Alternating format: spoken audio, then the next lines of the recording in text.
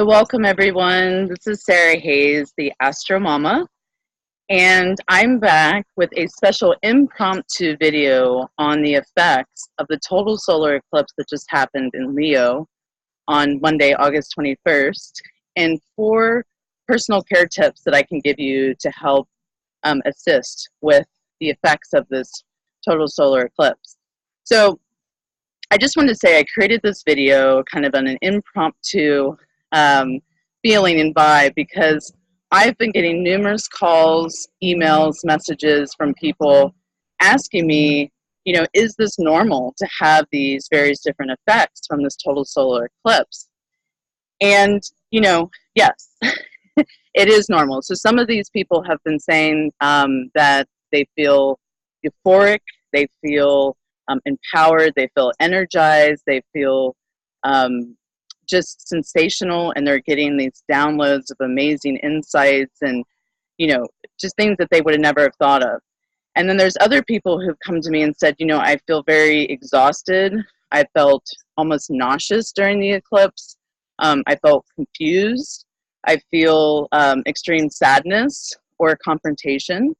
And I know for me that next morning, Tuesday morning, I wept, cried for like 3 hours.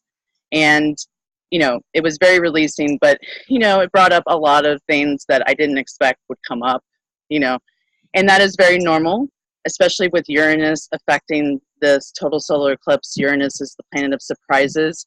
So again, these emotions, these thoughts, whether they be positive or, negative, perceived as negative, are normal. And before I get into the 4 personal care tips that I have for this, total solar eclipse or to help with this energy, I just want to say that wherever you're at is where you're supposed to be.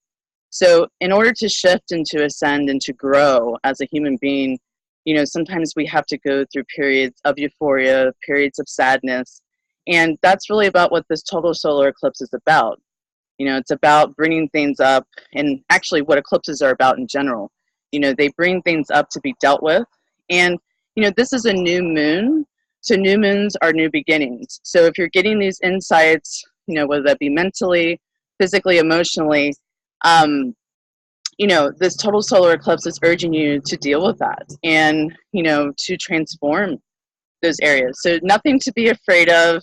Like I said, this was a beautiful new moon that got a lot of support from the cosmos. So there's totally nothing to fear. But I do have 4 personal care tips that I think might help. So I'll get right into those.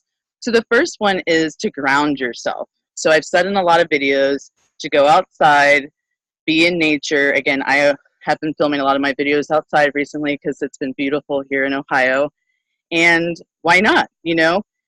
Literally go outside, take off your shoes, put your bare little toes in the grass and just breathe. Just close your eyes and breathe. Grounding yourself, especially during all of these very intense and transformational astrological influences, will be very beneficial and very important.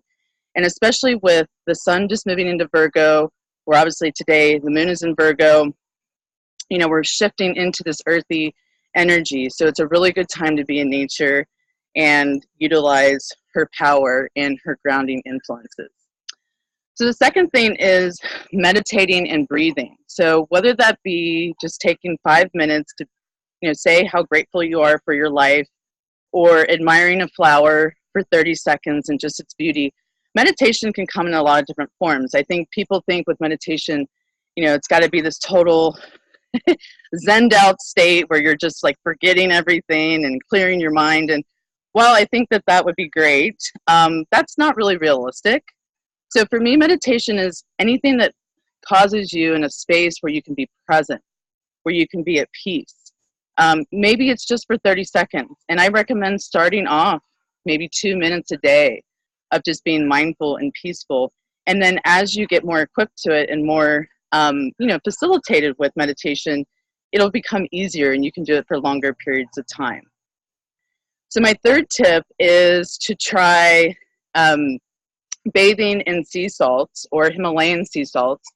So why this is so good is sea salt, Himalayan salt, is very, very rich in magnesium, and our bodies are, pretty depleted of magnesium naturally. So It really helps with the water levels, with the hormones, and it helps people to relax. It helps people to sleep better.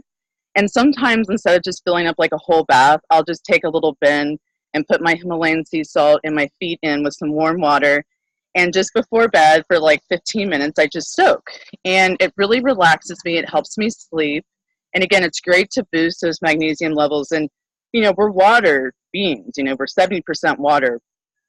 And the moon controls water, controls the tides, the oceans, and our own internal clock. So this can help to regulate, again, those water levels in our own body, and then again, aiding and relaxing us with those beautiful properties of magnesium. So the fourth tip is, and this is a great one based upon somebody who commented to me, is dream analysis.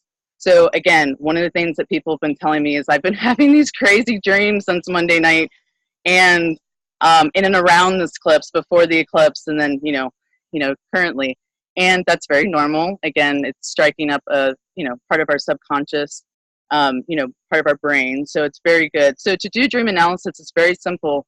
First thing is just to keep a notebook and a pen by your bed at night, and then it's always good to kind of think before you go to sleep, what do I want to dream about, or what insights do I want to gain out of my dream state this evening? And you can even write that down. And then when you get up, before you even like grab a glass of water or turn on a lamp, grab that notebook and that pen and write down whatever you remember. And you might only remember like little random bits and pieces that are like, don't seem related to anything. But I guarantee over time, as you keep doing this, you'll remember more. And you'll start to be able to kind of put these subconscious pieces of the brain together into more of a conscious state and see how it's affecting, your conscious state of mind. And it's a really great exercise to do, and I think it makes a big difference. And especially if this eclipse in Leo is happening in your 12th house, which is the house of, again, like I said, of subconscious mind, this is especially important. So anybody with Cancer rising will definitely be in this category, or I'm sorry, not Cancer rising, actually be Virgo rising. The Virgo risings, Virgo sun, this eclipse happened in your 12th house, and definitely a good time to utilize dream analysis. So everybody, this was my 4 tips of self-care to help deal with the effects of the total solar eclipse. Again, this was a beautiful, beautiful occurrence, and it changed a lot of people's lives. And I just wanted, again, to help, bring a little bit of my own personal care tips, to help mitigate some of these intense and transformational energies that it brought. And I hope you enjoyed this video, so thank you. And if you can please comment, like, and subscribe to my channel, I totally appreciate your guys' love and support. It just means the world to me. And please check out my Facebook page, Astromomma, as well as my website, astromomma.com, and I will put both of the links below. So many healing thoughts and vibes to all of you during this total solar eclipse post-phase, which, will definitely be more intense right now and then up into the next 40 days. Okay, thank you. Bye.